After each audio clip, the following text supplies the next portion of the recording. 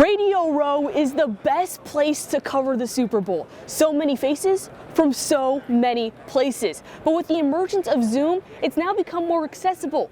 Anyone can ask any question from anywhere. These industry giants could add to their legendary status with a big performance on the world's biggest stage. To tie or not to tie? That's what it came down to in the Raiders' 35-32 overtime victory over the Chargers in the win or go home matchup. We're here with Adam Harder, the Senior Vice President of Marketing at Pepsi, has a huge role in the Super Bowl halftime show. My first question is, I need to know a little bit of behind the scenes. What really goes into this massive concert?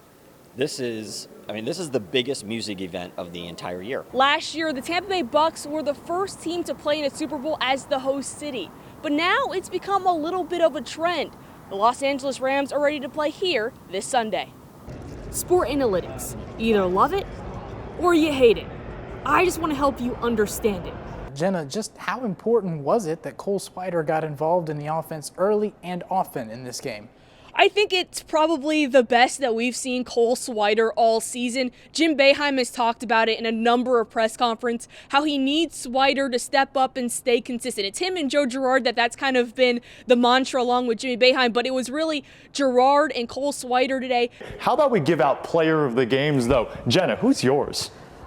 Isn't it obvious? It has to be Manel Busquets. I just talked about one of my keys to the game being playing creatively, and all of the creative play came from Busquets. He was able to stretch the field, make runs through the back line of the Clemson Tigers, was able to make runs and create opportunities that just put Syracuse in a good position to win this game. He was flying all over the field, making nice cuts to get around defenders, knew exactly what was happening, and ended up right place at the right time in so many different places. And that's just because he always has the wherewithal just to know what's the most creative option.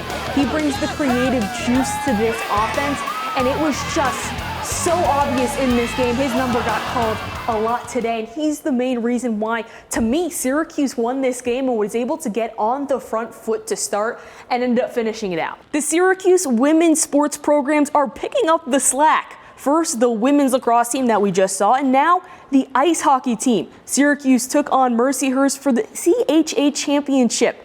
The rivals split the contest during the regular season, and it came down to this final showdown. All right, now on to the game of the century.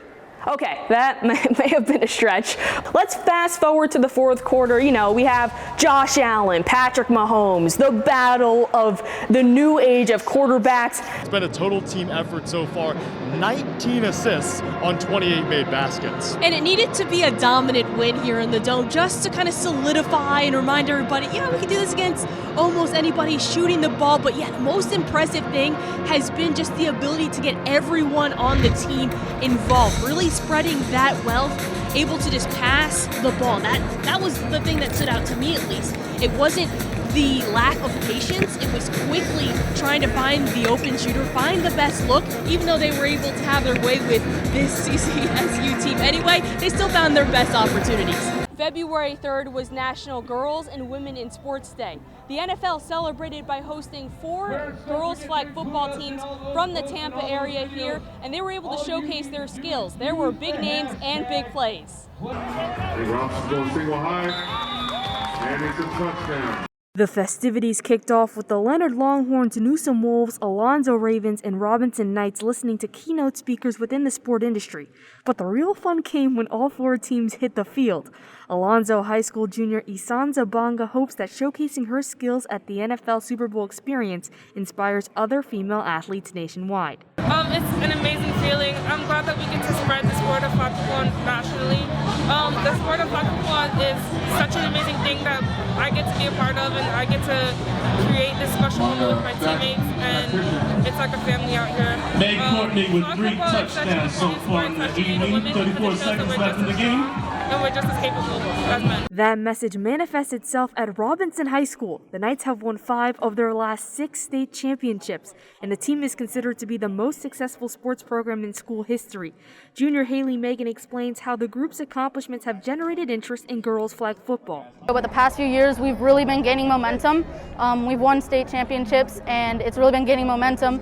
Lots of players have joined the team, and we have a really big team. It's growing a lot. A lot of the school knows about our wins. It's a similar situation at Alonzo High School. The Ravens have also won multiple championships. Bonga shares how she got involved with the sport. Coach Hernandez introduced me to flag football. I had one of his classes, and he just exposed me to it. And at first I was a little skeptical about it, but then I tried out and then I fell in love with the sport. The love of the game fuels all of the teams that participated Wednesday to compete, and Bonga's eye is still on the prize despite the obvious obstacles that are in the way. I'm not sure what the state is talking about, if there is going to be a state championships, but if there is, I'm completely looking forward to it. Only 6 states have girls high school flag football. The NFL and Nike Football just teamed up to give $5 million to give more girls opportunities to play nationwide. Reporting from Tampa, Jenna Elique.